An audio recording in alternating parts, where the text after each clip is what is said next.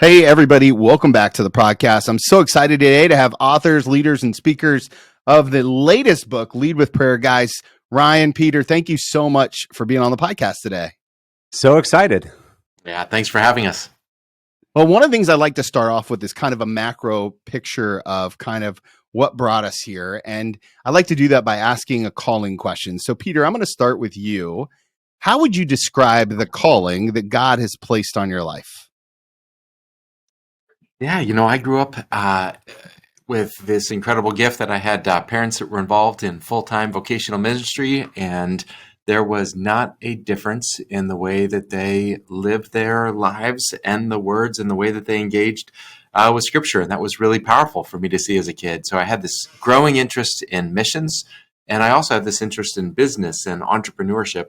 And it was when I was studying in Moscow that for the first time I saw the ways in which these two things came together. So I really look at that moment studying in Moscow, where this interest in missions, this interest in global entrepreneurship came together. And that very much did set the course of my life, what I've been trying to do to invest in the dreams of families around the world as we proclaim and live the gospel. Wow, that's awesome. Ryan, what about you? Same question. How would you describe the calling that God has placed on your life? Yeah, similar to Peter, I grew up in a family where travel family, and my parents never took me to Disney World, but they took me to refugee camps as a young kid to be able to see what's really going on in the world. And it just broke my heart for specifically the tough places of the world. And so I've been working for decades and decades now where it's, war and persecution and extreme poverty and trafficking and all of these things in the nexus of the tough places. That's where you see miracles and heroes and the kingdom of God breaking out in miraculous ways. And I've been a part of that ever since, both as a business owner and then as a running a nonprofit. So in both ways. It's pretty incredible to think that there are three of you. Cameron couldn't be here today, but there are three of you who kind of put your heads together to come up with this book. How do three of very high octane leaders get together and say, we should spend a large chunk of our time, hundreds of hours, and put together a book? How'd you guys meet? How'd you guys get married to each other, so to speak?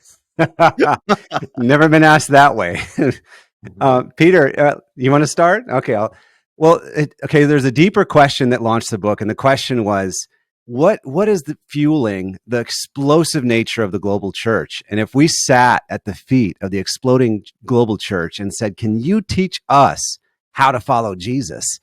And instead of finding a leadership principle, we started noticing that real fuel is a prayer life. And that stirred our hearts. And so, and I started reading the scriptures where it says in Samuel, where he says, God forbid as a leader that I sin by failing to pray for you. And it just had this convicted moment where I looked at my bookshelf and I had all these books on how leaders lead, but no book told me how leaders pray. And I started talking to Peter about it. We've been friends. We both work in some really difficult areas in the world, and we've connected in several countries, actually partnering together. And said, Peter, would you want to go on this journey of basically asking leaders around the world, global leaders and in the United States, what is your daily prayer habit like? What fuels the incredible ministry you have? And Peter promptly said no. And so that's how the marriage started. Is rejection. Geez. Yeah.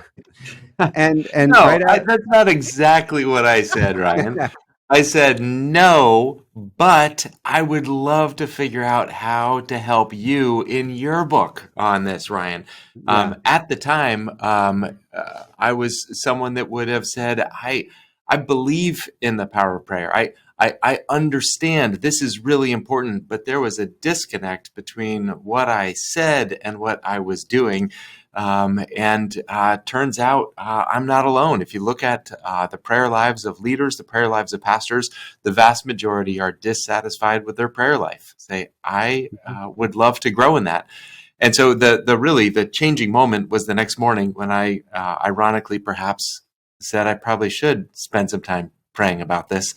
And the sense from there was don't miss out on the journey. Not that you figured it all out, not that you have something to contribute other than This is going to be an amazing journey. Be curious, and let's learn. So very much I came at this as someone eager to learn and who really resonated with the prayer, the request that the disciples came to Jesus with. And what did they say? They said, Jesus, Lord, teach us to pray. And that really has been the posture behind the research and the posture behind this book. And beyond that, Cam got involved when he works for one of the largest foundations in the country that actually commissioned a study on the prayer life of some of the great leaders in great organizations in America specifically. And the data that came back is we've got a lot of work to do when it comes to prayer in America. And then yet when we started talking to the global church, that was the eureka. When they say the word prayer and we say the word prayer, we're talking about very different things. And that was an incredible journey. So we did 100 hours of interviews with leaders in 6 different continents, whose ministries will span 100 different countries. And we started noticing patterns of any leader that decides to really start being intentional about their prayer life. It seems like the Holy Spirit leads them to a similar prayer life. Whether it's someone working in a refugee camp in a war zone or a billionaire financier in New York City, they had very similar prayer lives. And so what really emerged and became the book was the patterns that we noticed. Each of those patterns became one of the chapters. And that was it's been one of the greatest journeys of my life, learning how leaders pray around the world. I'm curious because I have a family, and I think both of you guys have families as well. Like, what happens when you come home from your already very busy lives and say, "Hey, family, I'm going to spend 100 hours doing something that I may or may not actually ever get published or paid for." How does that work in your guys's? Tell me how that process went. What the people in your life think when you decided to go down this journey? I don't think we knew what we were getting into. It wasn't 100 hours. It was just, let's interview a few people and see what can happen. And oh, it's been wonderful. And then you sit down with a publisher and they're like, okay, we want this. You're like, oh, wait, what? And that's my journey. I feel like it's a little bit like God going to Abraham saying, hey, let's go to Ur. Okay, what's in Ur? I'll tell you when you get there. And then now we got to Ur, we're going to Palestine. Wait, what? And now that we get there, we're going to go to Egypt. And, so it's just one of those moments where God just brought us along on the journey, not knowing where the end of it was going to be. Peter, how was the experience for you? Yeah, I think the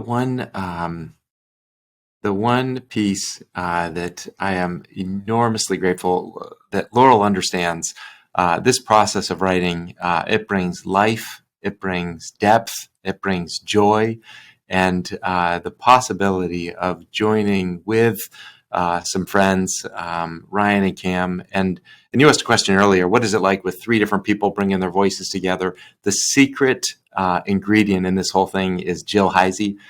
She joined the team, and she is the one who did the incredible work of making sure our voices blended. And I wish we could have some before Jill and after Jill sections of the book.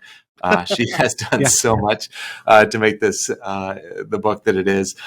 So that's the other component. But yeah, my wife, Laurel, she was very supportive in this. And I'm also grateful I work for an organization that does provide time and space. They know this is beneficial to me. And so I feel like I've got the incredible gift of support at home and support with my family. And as long as I start my days early and do most of my writing on airplanes, it all works on that. So, but just as Ryan said, I mean, this has been the joy. My prayer life has been profoundly impacted in a way that has never been to this point in my life. And it really was this opportunity to listen, to learn.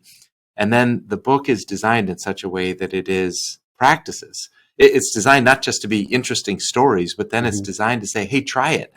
Try these new practices. Try these new postures in prayer. And you just might discover greater joy and depth as a result. So that is certainly what has happened in my life. There is far greater joy. There is far greater just depth in this incredible journey of prayer.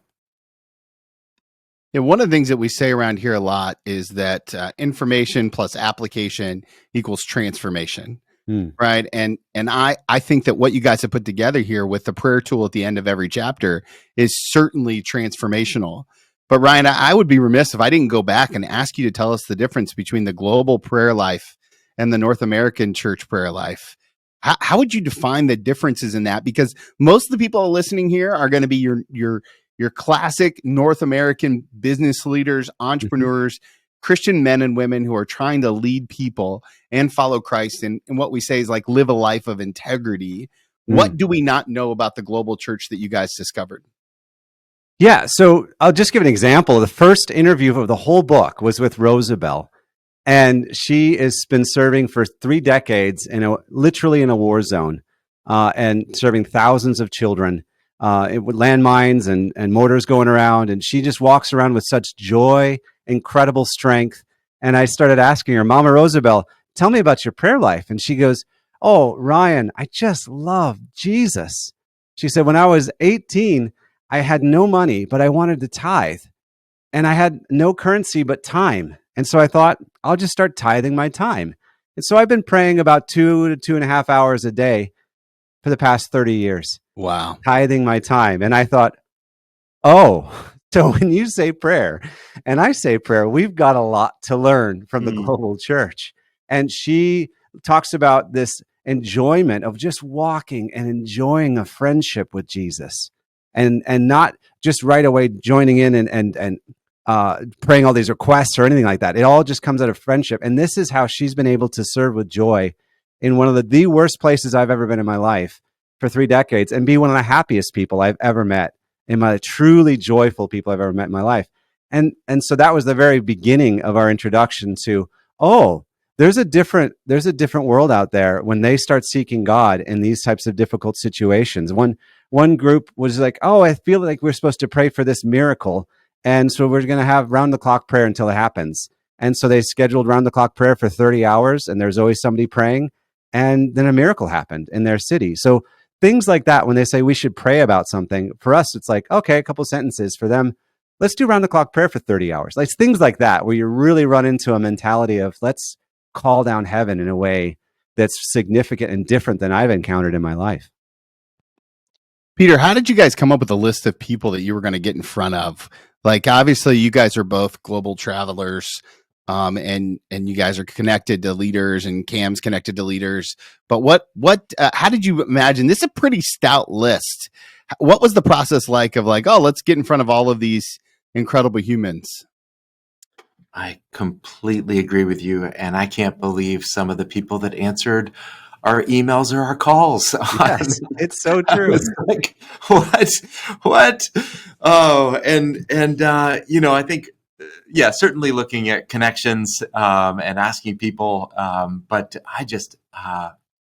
not to be trite, but this was one of the early ones. Lord, would you lead us to the people that would have something to say? And not only led, but then again, they just answered our call. For me, I've read lots from Johnny Erickson Tata over the years. I saw her work, interviewing her, and maybe even was the same words, but hearing her speak them, and actually believing that she truly does say, I will take my loss of movement. I will take my pain if it results in me being closer to Jesus. I mean, that is a very different perspective. And you asked the previous question about what's the difference. That is a major theme that we kept hearing again and again. Yeah. It is not, the vibrant prayer lives were not fueled by, Lord, answer my prayers. That is not what the vibrant prayer lives look like. They were much more, Lord, help me be close to you. Help me to see what you're doing in this situation. Help me to, and it is a very different type of prayer when it's no longer, here's the list of what I would like you to do for me. That is part of it, of course, to present our requests with thanksgiving, but it is not the full story of what a vibrant prayer looks like. Yeah, and one of the beautiful things was how similar these prayer lives were. When we got to talk to Francis Chan and John Mark Comer and John Ortberg, and like you said, John Erickson Tata, and all of these incredible leaders, Mark Batterson, John Tyson, at how similar their prayer lives were. And it wasn't what we thought. It was a friendship first type of prayer life. They just like Rosabelle, she would go on a walk and just enjoy Jesus, her friend. We studied Mother Teresa, same idea. She said, I just want to sit and be and listen first. And you talk to Francis Chan, who's crazy busy, and he says, nope, I go on a walk and I just hang out with my friend, Jesus. And so these similarities amongst all of these incredible people was so powerful to see, whether it's, across the world or in like I said, a New York financier who gave us the term wasting time with God. He's over billions of dollars in capital, one of the busiest people I ever met. And he prays like a monk. He has scheduled prayer time throughout the day and multiple times a day where he says, I just waste time, because that's what friends do. They waste time together. And so he schedules in time to waste time, what he calls it, with Jesus. And God gives him insight into investments and insight into how to run things and all of this stuff. But he said the best part is just being with Jesus. And that was so powerful to hear. How have your prayer lives changed since this journey? Like, give me a before and after. Practical. Let's get into the weeds a little bit too. Like, how have you transformed? Ryan, why don't you kick us off? Where were you before? Where are you now? If you, that may be an unfair question. If it is, I'm sorry. We can edit Absolutely not. No, this is the question we asked everyone else. What's your prayer life? We have to be able to share our own. But no, for me, the intentionality of mapping out a day with God. Before I'd have a prayer time, and now it's roll out of bed on my knees and then have a bit of a walk time of friendship. And then what do I do in the middle of the day? How do I end my day with maybe an examine or praise, and crafting a day with Jesus, and then being really intentional about, for now, I've been like on Mondays, I'm really focusing on praying for my families. And on Fridays, I'm really focused on praying for salvation for my neighbors. On Sunday, I don't ask God for anything. I just sit and be the way that we've learned, friendship first. Start the week, not even asking for a single thing, and just saying, God, I'm going to pretend like you've answered every one of my prayer requests. I just want to be with you. And that's really transformed my prayer life in so many different ways, both the attitude, the frequency, and then expanding the topics of what I talk to Jesus about. It used to be so limited. Peter, what about you? Yeah, I think similar to Ryan. I mean, there is significant and specific ways that this has impacted our prayer lives. Ryan talked about the personal. I'll maybe talk a little bit about the organizational, because that's the second part of the book. Is really saying, how can we as leaders grow? How can we model before we multiply? But then also, how do we create workplaces? How do we pray with others? And that was maybe a big difference. If you look at Google and you just type in prayer, almost all the images are of solo. It almost always is an individual activity. And yet the global church taught us this is actually a collective activity. Yeah. There is something about coming together. So after we have our own growth in prayer, how do we, with others, be on this journey together? And just one very specific example is we would pray before our leadership retreat, and then we would get into the real work,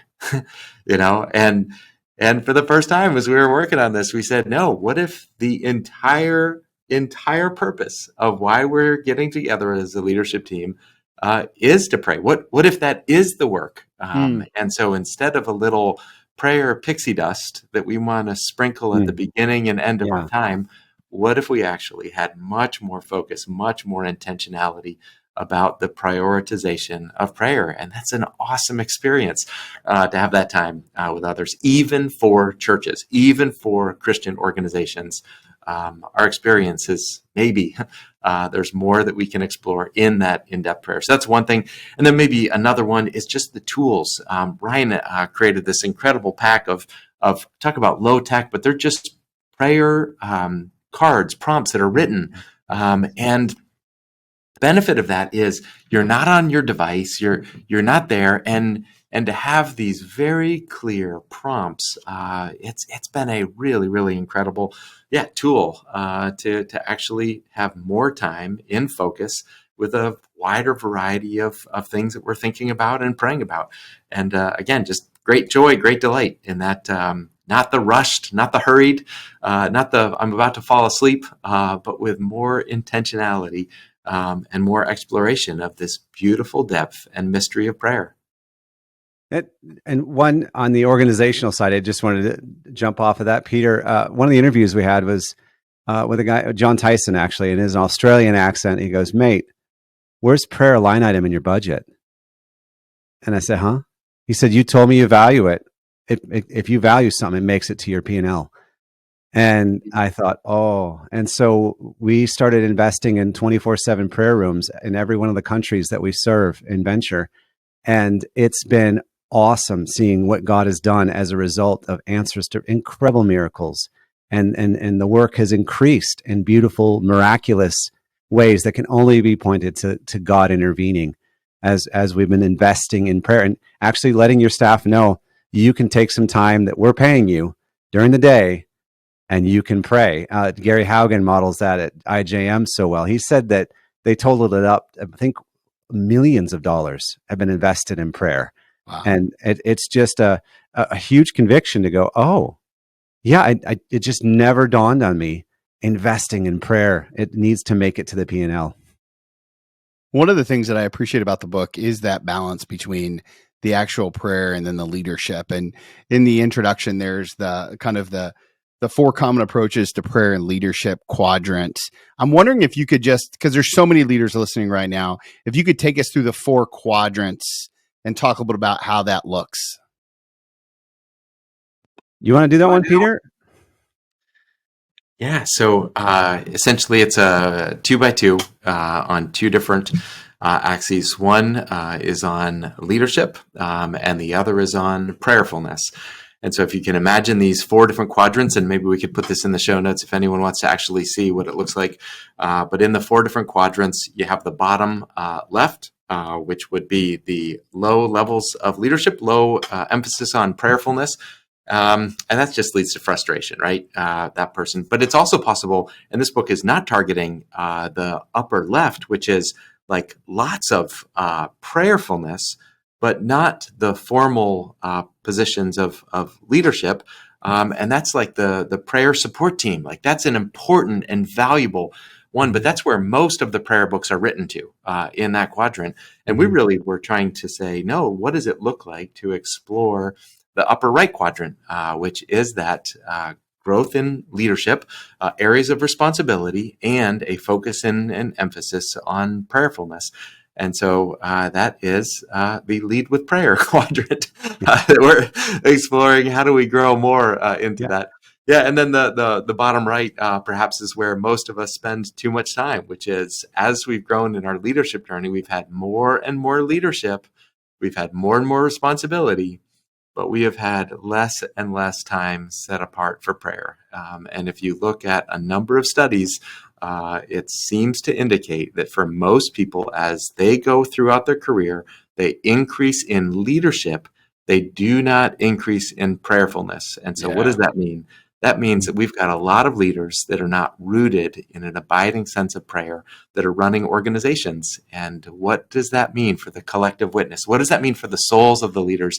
And what does that mean for the organizations that they lead? If we have what we believe is significant, roles of leadership that are not supported by vibrant prayer lives. Yeah, and Jesus actually modeled the opposite. If you look at the mentions of when Jesus withdrew away to pray, as the crowds got bigger, as the responsibilities increased, he prayed more, not less. There was more times of withdrawing away and praying mentioned both in Luke and Mark than less. And so his model was as the responsibilities of leadership increase for a Christian leader, your prayer life should increase, not decrease. And we're seeing a little bit of the opposite. And we're asking the question, imagine what would happen if God's leaders truly became praying leaders and started leading praying organizations. It could change everything. So I have an unfair question to ask both of you, which I'm really excited about. And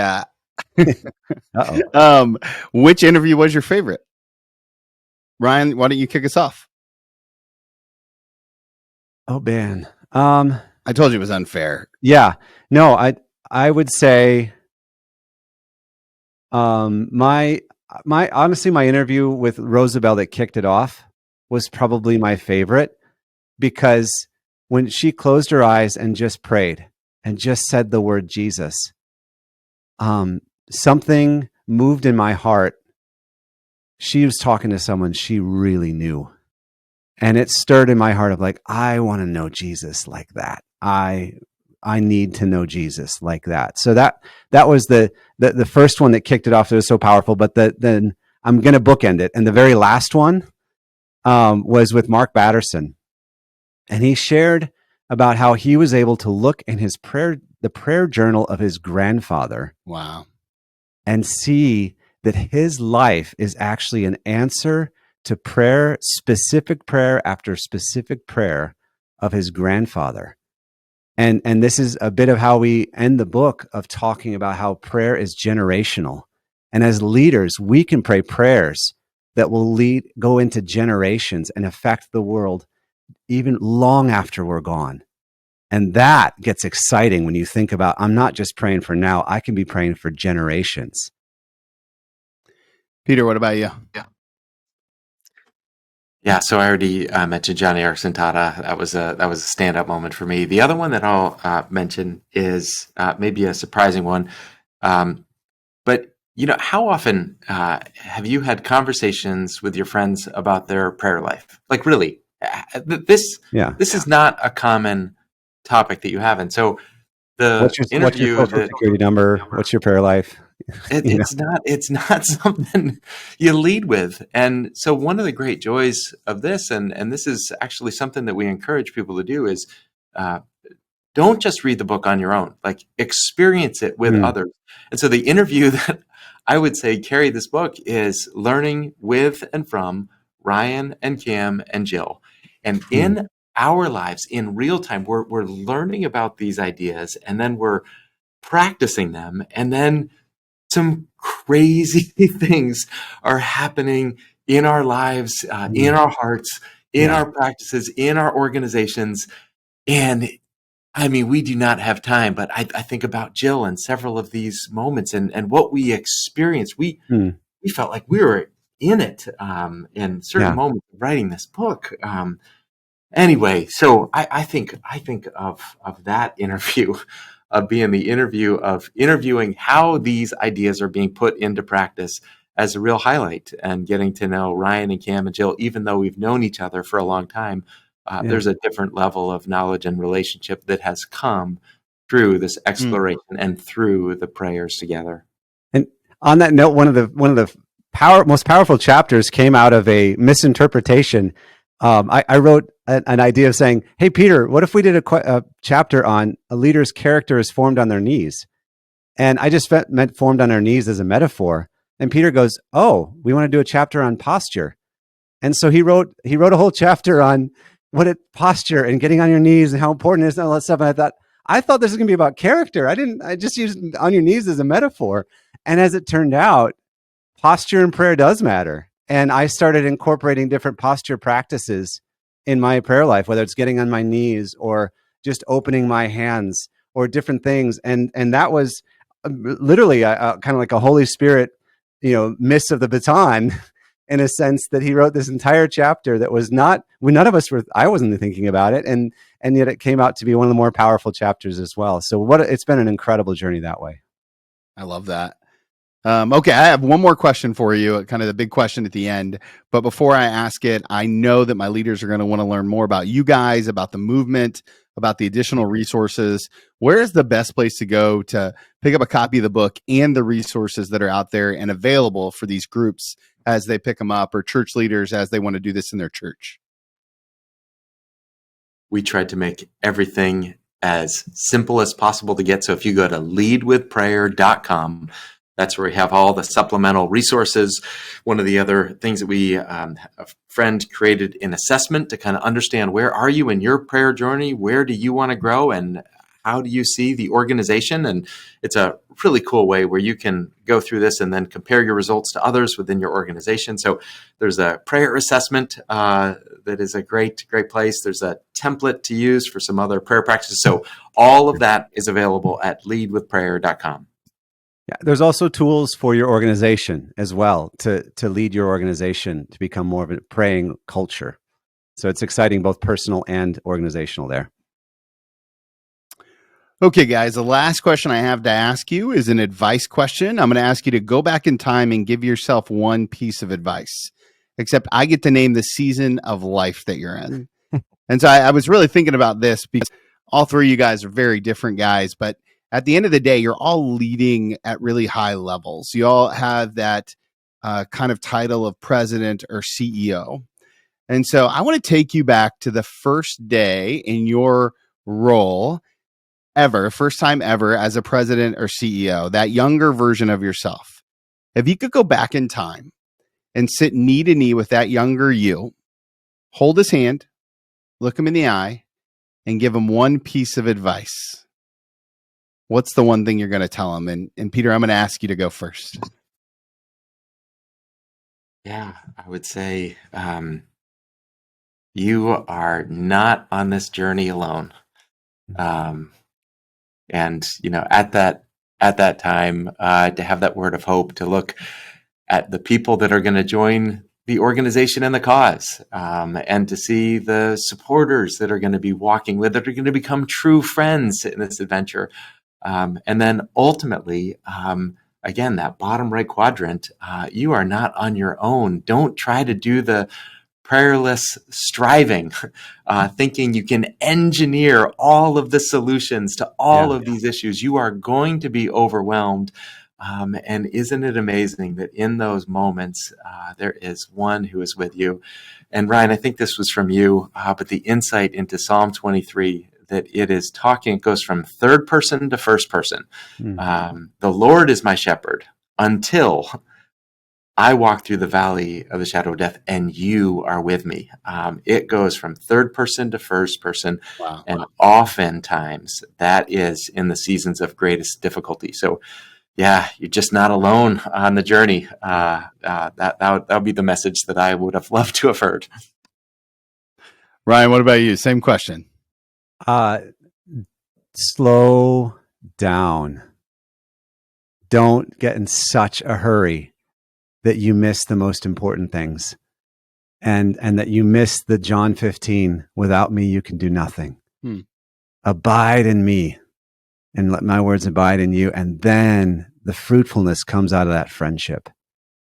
And I think that I probably got it backwards, where I started organizationally wanting to be a servant, and Jesus is like, no, I call you friends first. And as I've been growing as a leader, following Jesus more and more, I find more and more comes out of that friendship. The kingdom comes out of friendship. And as I become closer friends with Jesus and just do what he asks, he takes care of it. It's just so incredible. So I'd tell myself, my younger self, you're in way too much of a hurry. Slow down and let Jesus do it. Let the fruit come from the friendship. That's so beautiful. Gentlemen, thank you so much for your work in the church and your work in prayer and just putting this resource together. It just, it means the world to me. And I'm very thankful that there are guys like you who are leaning into this posture of prayer for the next generation and for my generation. So thank you. Oh, it's an honor. This has been awesome. It is. Thank you.